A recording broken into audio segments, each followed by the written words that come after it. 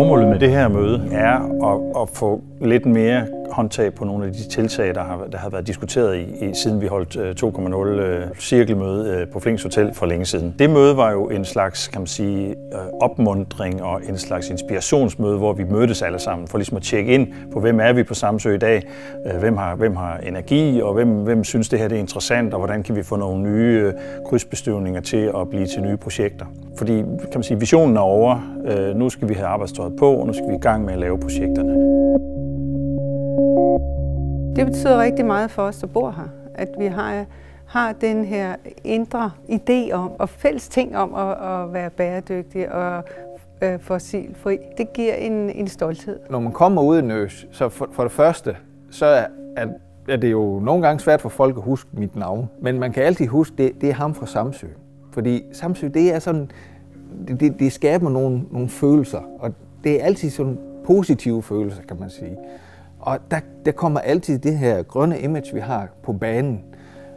Og så begynder man at snakke om det, og så får man at snakke om, jamen altså i vores kommune, eller i vores landsby, der burde vi egentlig også tage fat i nogle af de ting, I gør, som I har skabt, og I har vist, at det kan godt fungere. Der er ingen tvivl om, at på sigt så kan en udvikling mod en fossilfri ø gavne Samsø rigtig meget. En større selvforsyningsgrad med lokalt produceret energi vil alt andet lige give en styrket lokal udvikling, flere arbejdspladser og, kan man sige, og nogle bedre forudsætninger for at opretholde et bæredygtigt samfund. Og det er ikke kun miljømæssigt, men i høj grad også socialt og økonomisk. Ja, altså de trusler, der er i sådan et projekt som det her, er jo netop det, der har båret vedvarende energi frem på Samsø, har været den folkelige opbakning herovre, og den håber jeg kan blive ved, og det er det, der kan bære projektet igennem. Selvfølgelig er der også den politiske opbakning fra centrale hold fra Christiansborg, at den skal være der. Og det er selvfølgelig også en trussel, at man begynder at satse for meget på fossil brændstof, sådan så økonomien går derhen. Truslerne for fossilfri ø, jamen det er helt klart det, at vi kan have nogle teknologiske udfordringer. Og så har vi også en finansieringsudfordring.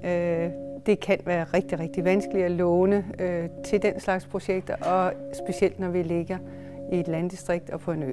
Der er mange udfordringer med at få gjort Samsø fossilfri. En af de meget væsentlige er, at vi her bevæger os foran resten af samfundet med mange skridt. Der er rigtig mange af de systemer, som vi har indrettet i vores samfund, støtteordninger og andet, som slet ikke er gearet til, at vi ligesom er på spejdertur for resten af samfundet. Så derfor støder vi tit ind i barrierer.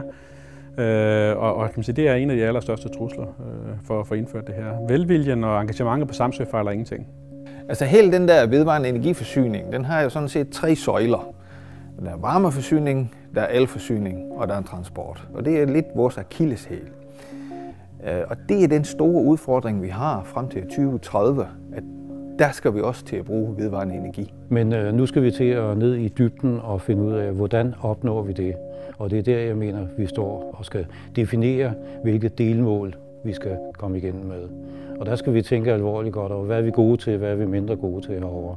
Og også vi har jo en guldgruve af øens håndværkere, der kan gå ind i sådan noget og være med i projekterne.